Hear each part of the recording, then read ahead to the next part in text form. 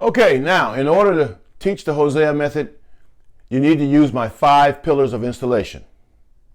Introduce, instill, refine, perfect, and perform. Those are the 5 pillars of installation.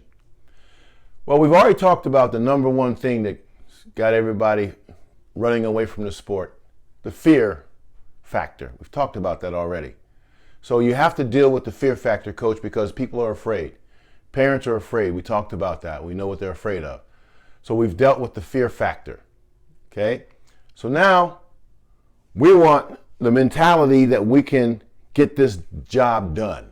So we're not worried about concussions and neck and spinal. We're going to make tackles, and we're confident because we don't have the fear of those things because we know how they can happen. Now we're going to play the game. Okay? So we need a can-do, want-to mentality. Go get 'em mentality. Football is aggressive. Football is excited. It's thrilling. You want to do it. It's hype. It's all those things. Your energy, intensity, excitement, and passion, all rolled up into one. Right? So you got to have a mentality for that, and we have it. Some of you may or may not know that I'm an actor by trade. That's what I do for a living. I played a lot of different types of characters, but the ones I've had the most pleasure in playing are Marines. I've played my share. And I really honor the Marine Corps. I know a lot more about the Marines than I ever knew since I started to research the characters. I found a lot of things out of the Marines I had not known before. Like one, the Marines are older than the United States of America. The Marines are the first to the fight and the last to leave. Marines are can-do, want-to, will-do, go-getters. Those are types of mentality you need to be a good football player, but you also need to be successful in life. So we bring that on. Because here's another thing that I really admire about the Marines that I bring on more so than just their attitude and their discipline. Every Marine is a rifleman. No matter what their job is in the Corps, whether they work in the motor pool or they work at the dining hall, they all are riflemen. They are expertise with use of a rifle. So I equate that to football with sudden offense and sudden defense from a fumble or interception. The guys on offense have to tackle as well, if not better, than the guys on defense because they do it the least.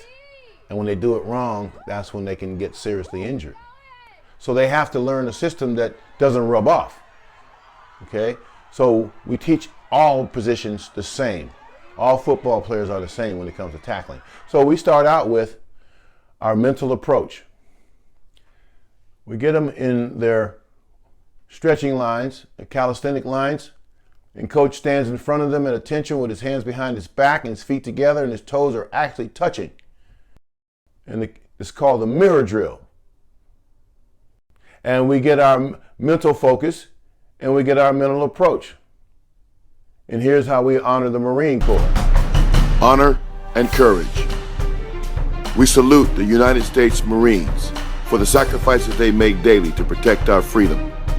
And just as every Marine is a motivated rifleman prepared to defend our country when called, we strive to embody the Marine Corps' spirit of readiness of preparing each player to tackle properly when there's a sudden change of possession of the football due to a fumble or interception. Semper Fidelis, always faithful. So now, if you note the video and the photographs, some of the kids don't have their feet together. Some might not have their arms behind their back, but you got to get them focused. They should look exactly like the coach. Now take note, coach. If they're really focused, they will not have their right finger in their right ear. They will have their left finger in their left ear because this is a mirror drill.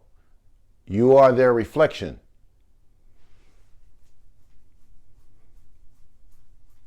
Butt is itching. They all should be scratching their hip right now. And they'll be laughing about it. That's funny. That's good. You want them to enjoy themselves because it's about to get real tough. All right, here we go. Feet shoulder width apart. And how do you know that? You take your thumbs, touch your shoulders, point down. This is the only time I give you permission to look down. Okay, that's feet, shoulder width apart. If they're too wide, adjust. If they're too narrow, adjust. Okay?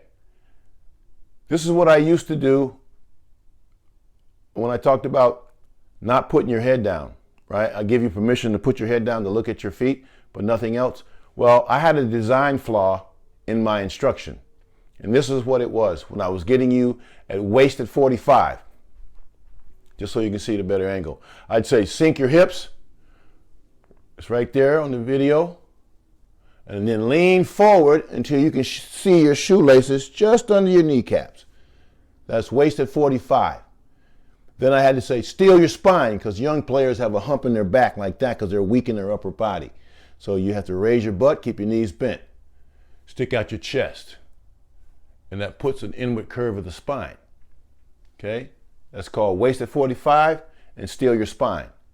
Well, I gave them permission to look down. And I never want them to ever look down. Facts, the physics. When you stand in neutral position, just standing here like I'm waiting for a bus, or I'm just listening to someone talk to me, you have a curve in your neck. It's called the lordotic curve. And it goes all the way down to your coccyx at the tip of your spine at your bottom, the top of your butt, right there, boom. And you have it's contoured all the way down.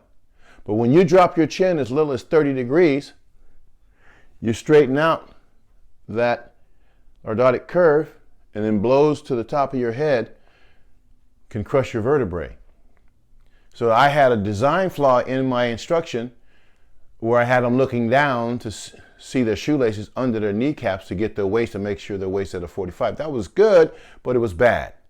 So I had to analyze what I'm teaching and eliminate it and replace it. Now here's what I did to replace it. So once I got the feet established, shoulder width apart, now you're in control of your body is not in control of you, and I said wings. Raise your palms as high as you can behind your back, and don't lean forward an inch, because you are in control of your body is not in control of you. Then I say sink, bend the knees, sink in the hips, sitting in the saddle. Now with this, the hands high, I don't have to steel the spine. This is steel the spine naturally, and drop the hands. Now I have an inward curve of my spine. Now it feels a certain way to do this right. The legs will be burning, a slight burn. It might quiver depending on how in shape they are or not in. The chin is up. Upper torso is tight and strong. That's how you know you're doing it right. So that's waist at 45, and that's ready position. But I also took out a design flaw where I asked them to look down. I don't want you to look down. That's why I made it a point that this is the only time I'm going to have you look down. Boom. Until we start refining our feet. But that's just to see where they are so you can adjust. Okay, so that was ready position, waist at 45. Okay, they're the same. Okay, then from the ready position, you have to get your feet proper to deliver a blow. To hip position. So how do you teach that? You instill that this way. You say, hey man, let's go to the kitchen and get a glass of Kool-Aid. Take one step. Okay, so that's probably 4 inches in depth, or 5 inches at the most, from your rear toe to your front heel. Okay, and now you're stepping narrow, you're not stepping out, it's narrow. Okay, and then you have them tap their left or right hip. You can say your left or right foot. I always start with the right foot out for whatever reason. Tap your left hip, point down. What do you see in that shoe? Pick it up, put it way back. What? Coach, it's your foot. It's not a trick question. What's it under? The hip. Pick it up and put it way back. Now tap your hip again, point down. What do you see? Point down. Nothing. Look at The me. ground. What's supposed to be there? My foot. Put it back. Here's why. I'll show you in a second. So now We bring back wings. We've already introduced wings. What do we don't want you to do? We don't want you to lean forward an inch. Because why? You're in control of your body. Your body is not in control of you. Then we go back toe. Sink.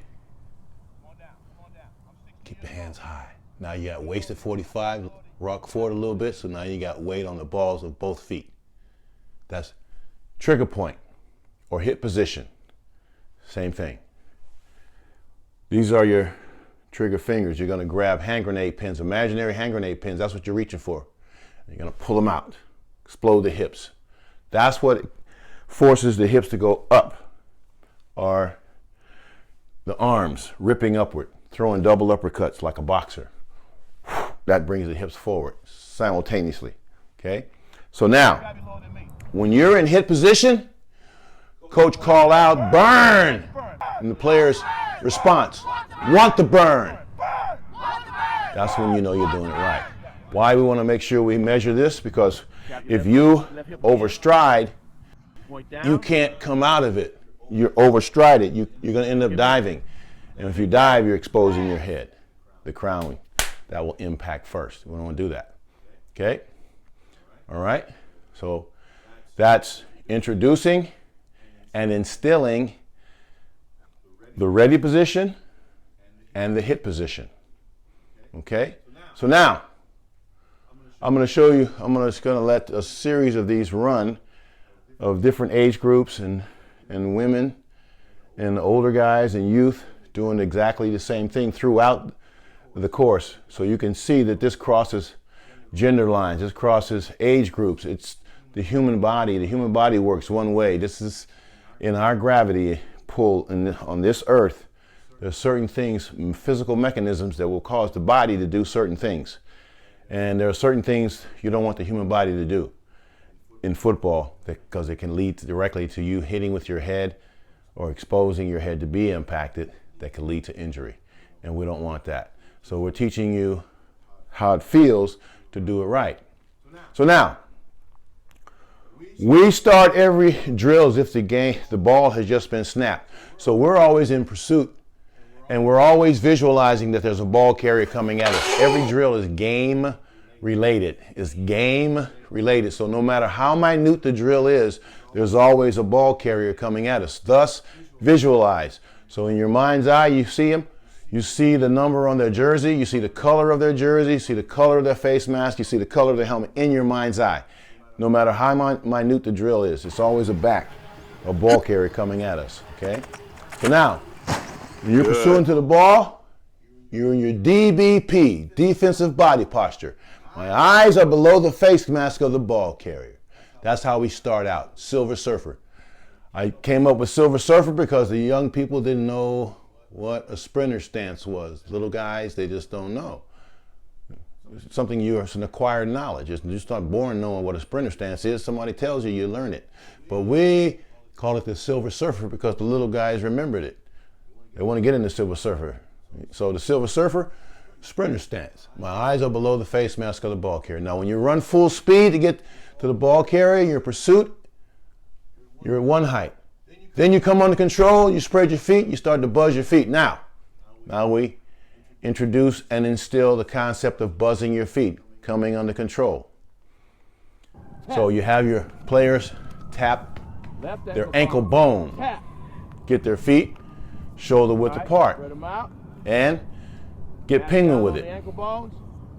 Toes out like a penguin. And they're gonna buzz their feet. And that's what they're gonna roll their ankle bones in, which will slightly knock your knees, and your feet are flat on the ground, and you're buzzing forward. Call it buzz your feet, because they're moving fast. You'll hear the drills, my voice, and it's a good tool because it reinforces. Everything I do is subliminal in a lot of ways. It's to get them to remember it. And that's all that matters. They have to remember it. So I don't mind being goofy. I don't mind saying take your booger fingers and grab your hand grenade pins. They're gonna laugh, but they're gonna remember it. Right? It's silly. I don't care about being silly. I just want them to get it. That's all that matters. They get it. Okay? So now you'll see a series of buzzing your feet shortly. Okay? we go into this. After I do this introduction stuff, then I'm gonna turn it over to the big screen here, and then you can watch. And in fact, I want at the end of this, in order for you, if you're a coach and you want to be accredited in the Hosea method, you're going to get in front of a camera, a cell phone, somebody, and you're going to demonstrate. You're going to be basically me, and you're going to demonstrate how to teach the Hosea method. Because the best teacher is a great student first. So for you to teach it, you got to be able to do it. Okay? So after you buzz your feet, you come under control, then you're going to stomp into an imaginary hole. Stomp. So I'm running full speed. Brrr, stomp, attack. We introduce attack. That's what we're going to do. We're going to attack the ball carrier. So when you stomp into a hole, you're attacking the ball carrier. You're going to say it because you're instilling that. So attack and stomp. We're not stepping. Stepping is passive. You want to bring your intensity level up to match the ball carrier's intensity. Stepping is passive. You'll get ran through, ran over. You don't want that. You want to hit them with all you got. Because that's what it's going to take. Okay? And then we're going to grab cloth and take him to the ground. All right? So here's the start of this. So we get the guys. The mirror drill. You note here. Notice some of the young men that are not really focused, just kind of looking around. They're not, and others are. They have their feet exactly like Coach has them. But take note of that. Fix it. You see it? Fix it. Don't let it go. Okay? Note now, wings. Okay? Take note of some of them leaning forward. Sink. Okay? Got their feet shoulder width apart. And in a ready position. Note. Some of them have humps in their back. Correct it. How do you correct it with those younger guys? You take one hand and press down on their lower back. You take the other hand and the chest and press up to get that hump out. Make sure they keep their knees bent and raise their rear end a little bit, but don't do that. No, it's just that. Bring the butt up a little bit, keep your knees bent. That will give you the inward curve of the spine. That's how you do that. Okay? So getting them in ready position, okay? And then once they feel that, then we start to progress. We've buzzed, okay? So now we want them to know how far they step, okay? So we have them walk. To start walking. Buzz, stomp, attack. There it is. There's their step, okay? There's their step. So I'll come over here. Walk, buzz, stomp, attack. Okay? It's just that far. No. So they're getting it. Okay? Let's walk. Now we have them. So here's the drill.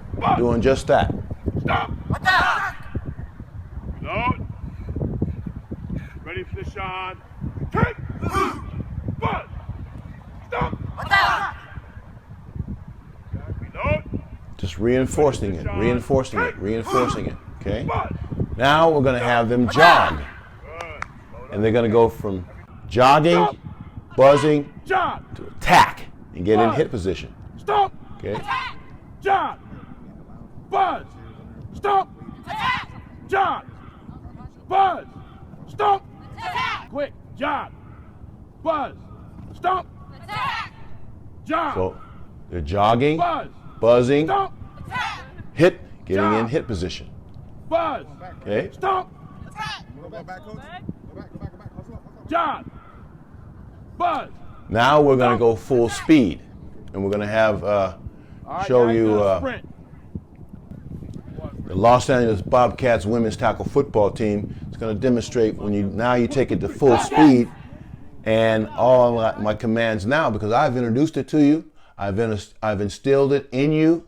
Now I'm going to cut you loose. You're going to do it like you're going to do it in the game.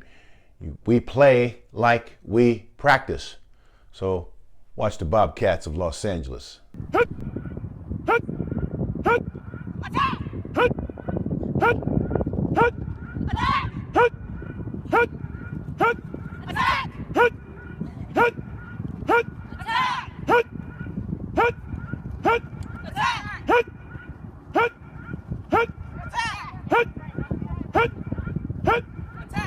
Bring it up. Good job. Bring it up. Bring it up, ladies. Bring it all the way up.